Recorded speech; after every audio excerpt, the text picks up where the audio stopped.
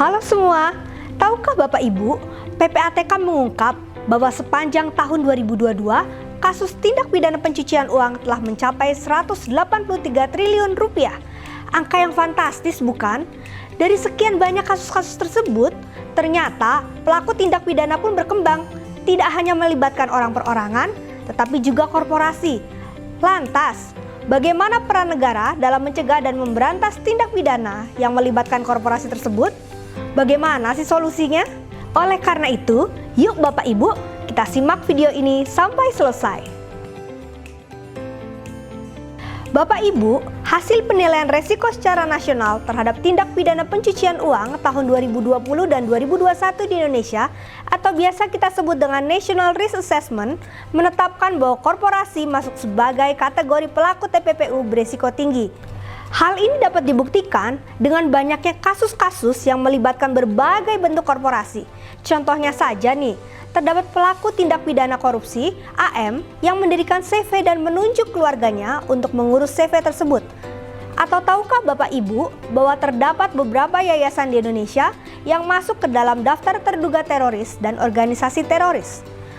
Padahal, sejak diterbitkannya Peraturan Presiden Nomor 13 Tahun 2018 tentang penerapan prinsip mengenali pemilik manfaat atas korporasi dalam pencegahan dan pemberantasan tindak pidana pencucian uang dan tindak pidana pendanaan terorisme, setiap korporasi wajib menetapkan siapa pemilik manfaat dari korporasi tersebut. Semua itu beresiko tinggi pencucian uang pada korporasi. Adapun tipologi TPPU pada korporasi beresiko tinggi secara umum bisa kita simak sebagai berikut. Yang pertama adalah mingling atau upaya mencampurkan uang hasil tindak pidana ke dalam bisnis yang sah sehingga seolah-olah berasal dari hasil usaha yang sah. Contohnya seperti ini. Terdapat kasus tindak pidana narkotika di mana pelaku kemudian mendirikan usaha bengkel. Nah, usaha bengkel inilah berasal dari uang hasil tindak pidana narkotika yang dimasukkan ke dalam bisnis bengkel. Sehingga seolah-olah nantinya uang yang dihasilkan dari bengkel merupakan hasil bisnis yang legal. Yang kedua, menggunakan entitas fiktif, yaitu sebuah teknik yang digunakan dengan mendirikan perusahaan secara formal berdasarkan aturan hukum yang berlaku. Namun dalam prakteknya, perusahaan tersebut tidak digunakan untuk melakukan kegiatan usaha. Perusahaan boneka ini didirikan hanya untuk melakukan transaksi fiktif atau menyimpan aset pihak pendiri atau orang lain. Selain itu, teknik tersebut bertujuan untuk mengaburkan identitas orang-orang yang mengendalikan dana. Dan yang terakhir adalah penggunaan nomine atau frontman yang didaftarkan dalam struktur hukum untuk menyembunyikan identitas pemilik manfaat yang sebenarnya. Teknik ini biasa digunakan untuk mengaburkan identitas orang-orang yang mengendalikan dana hasil kejahatan. Misalnya, apakah Bapak Ibu ingat terkait dengan kasus NZ? NZ merupakan pelaku tindak pidana korupsi yang menunjuk pegawai yang dipercaya untuk menduduki jabatan direktur pada anak perusahaan miliknya. Nama NZ tidak ada dalam struktur organisasi. Akan tetapi, pengendalian perusahaan tetap berada di tangan NZ. NZ bertindak sebagai pihak yang mengendalikan perusahaan atau beneficial owner dari perusahaan tersebut. Indonesia memiliki kebutuhan domestik terkait penetapan pemilik manfaat dari korporasi. Dari sisi pencegahan, kita tentu saja dapat melindungi investor dan korporasi agar tidak digunakan sebagai media tindak pidana pencucian uang. Yang kedua, penetapan pemilik manfaat dapat mempersulit pelaku tindak pidana pencucian uang untuk mencuci uang melalui korporasi dan membantu instansi berwenang untuk melakukan monitoring terhadap aktivitas korporasi. Dari sisi pemberantasan, penetapan pemilik manfaat akan mempermudah aparat penegak hukum dalam memberantas dan menelusuri aset tindak pidana, mengungkapkan aktor intelektual tindak pidana yang dilakukan, dan melindungi korporasi-korporasi yang memiliki itikat baik. Pada akhirnya, kita akan menciptakan korporasi-korporasi Indonesia yang bersih dan berintegritas, sehingga meningkatkan investasi. Dari sisi internasional, Indonesia juga memiliki kebutuhan untuk menetapkan pemilik manfaat dari korporasi. Indonesia merupakan anggota tetap dari Financial Action Task Force atau biasa disebut FATF. Indonesia berkewajiban untuk menerapkan standar internasional pada rekomendasi 24 dan rekomendasi 25, di mana Indonesia diminta agar menyediakan informasi yang akurat terkait dengan pemilik manfaat dan menata usahakan dokumen dari pemilik manfaat. Selain itu, diharapkan juga agar tersedia akses informasi terkait pemilik manfaat. Indonesia juga merupakan anggota dari G20, sehingga tentu wajib menjalankan prinsip-prinsip beneficial owner yang didefinisikan sebagai legal person dan trust, agar negara Indonesia mengidentifikasi dan memitigasi risiko dari beneficial owner, memastikan informasi pemilik manfaat tersebut benar, dan dapat diaksesnya informasi pemilik manfaat tersebut. Dengan berbagai latar belakang yang telah dijabarkan tadi itu, maka pemerintah menetapkan Peraturan Presiden Nomor 13 Tahun 2018. Perpres ini mendefinisikan pemilik manfaat sebagai berikut. 1. Pemilik dari korporasi tersebut. 2. Orang yang mengontrol jalannya korporasi. Dan yang ketiga, orang yang menerima manfaat dari suatu korporasi.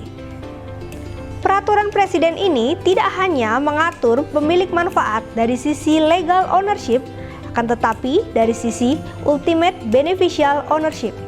Nah, apa itu ultimate beneficial ownership? Jadi, ultimate beneficial ownership adalah individu atau entitas yang pada akhirnya memiliki atau mengendalikan perusahaan atau organisasi, terlepas dari siapa yang terdaftar dalam dokumen resmi perusahaan sebagai pemilik yang sah. Nah, kemudian bagaimana cara kita dapat menentukan siapa pemilik manfaat tersebut? Pemilik manfaat dapat kita kenali dari dua kualifikasi. Yang pertama, kualifikasi umum, dan yang kedua adalah kualifikasi tertentu. Kualifikasi umum. Pemilik manfaat korporasi adalah orang yang dapat 1. Menunjuk atau memberhentikan direksi, komisaris, pengurus, pembina dari korporasi.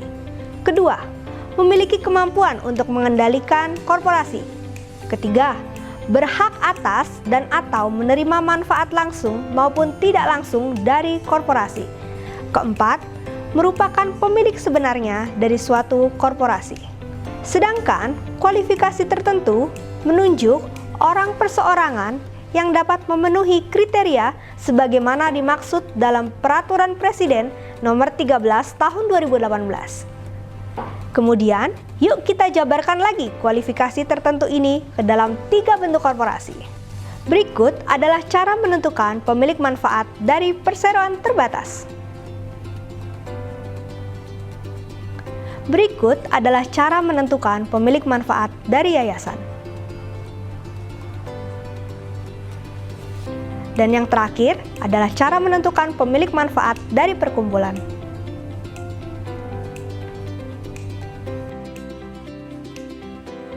Kemudian ditegaskan pula dengan pasal 3 ayat 1 Perpres 13 tahun 2018. Setiap korporasi wajib menetapkan pemilik manfaat dari korporasi tersebut. Hal ini bermakna bahwa korporasi memiliki kewajiban untuk menetapkan seluruh pemilik manfaat dari korporasi tersebut. Pasal 3 ayat 2 Perpres ini mengatur lebih lanjut bahwa korporasi wajib menetapkan paling sedikit satu pemilik manfaat dari korporasi yang bersangkutan. Harap diingat ya Bapak Ibu, ketentuan ini bukan mengecualikan pasal 3 ayat 1 Perpres nomor 13 tahun 2018.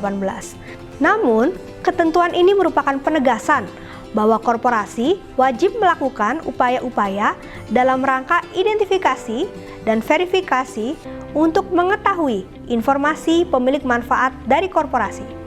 Sebagai contoh, apabila dalam suatu korporasi teridentifikasi dan terverifikasi terdapat 3 pemilik manfaat, maka korporasi tersebut haruslah menetapkan dan melaporkan ketiga pemilik manfaat itu. Korporasi wajib melakukan upaya-upaya identifikasi dan verifikasi sebelum menetapkan pemilik manfaat. Identifikasi merupakan pengumpulan informasi pemilik manfaat dari korporasi, sedangkan verifikasi adalah upaya meneliti kesesuaian antara informasi pemilik manfaat dengan dokumen pendukung. Nah, setelah itu, apa yang harus dilakukan oleh Bapak dan Ibu? Setelah dilakukan identifikasi dan verifikasi, maka informasi pemilik manfaat tersebut harus disampaikan kepada instansi yang berwenang, disertai dengan surat pernyataan kebenaran informasi pemilik manfaat dari korporasi. Kemudian, kapan sih waktu penyampaian informasi tersebut? Bapak Ibu, waktu pelaksanaan dan penetapan BO korporasi dapat dibagi menjadi dua waktu. Pertama, pada saat permohonan pendirian, pendaftaran, pengesahan, persetujuan, dan perizinan korporasi. Kedua, pada saat korporasi menjalankan usahanya. Pada tahap ini dapat dibagi lagi menjadi waktu korporasi mengkinikan pemilik manfaat setahun sekali atau pada saat terdapat perubahan pemilik manfaat dari korporasi. Penyampaian informasi pemilik manfaat ini dapat dilakukan dengan dua cara, yaitu pertama, single entry, yang hanya dilakukan pada saat permohonan pendirian, pendaftaran, dan atau pengesahan korporasi. Tahapan ini dilakukan oleh notaris. Yang kedua adalah multi-entry, dapat dilakukan pada saat korporasi menjalankan kegiatan usahanya.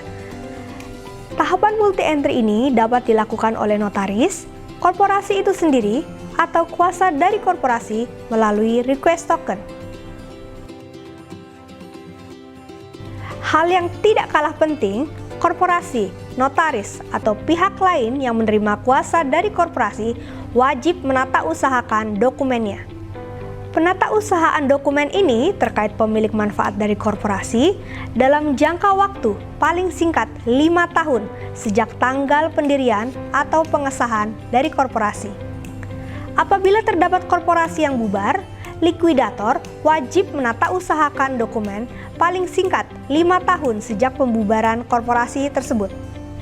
Adapun dokumen yang harus disiapkan oleh Bapak dan Ibu adalah sebagai berikut. Bapak Ibu, tanpa terasa akhirnya kita sudah sampai di akhir video kita kali ini. Yuk kita simpulkan kembali informasi apa saja yang sudah kita pelajari kali ini. Jadi, kita dapat menentukan pemilik manfaat dengan beberapa cara. Yang pertama, kita melihat persentase kepemilikan dari perusahaan. Yang kedua, siapa pihak yang paling banyak mengendalikan suatu perusahaan. Dan yang ketiga, siapa pihak yang paling banyak menerima manfaat dari suatu perusahaan. Nah, pihak-pihak itulah yang dapat masuk dalam kategori pemilik manfaat dari korporasi. Setelah perusahaan mengetahui siapa pemilik manfaatnya, maka perusahaan wajib melaporkan pemilik manfaat tersebut. Dan jangan lupa untuk menatausahakan dokumen dari pemilik manfaat.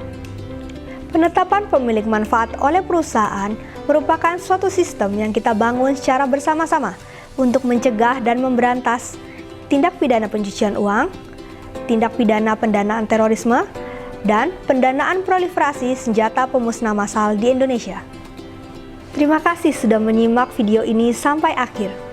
Semoga Bapak Ibu mendapatkan informasi mengenai pemilik manfaat dari korporasi. Sampai jumpa di video-video kami selanjutnya. Salam!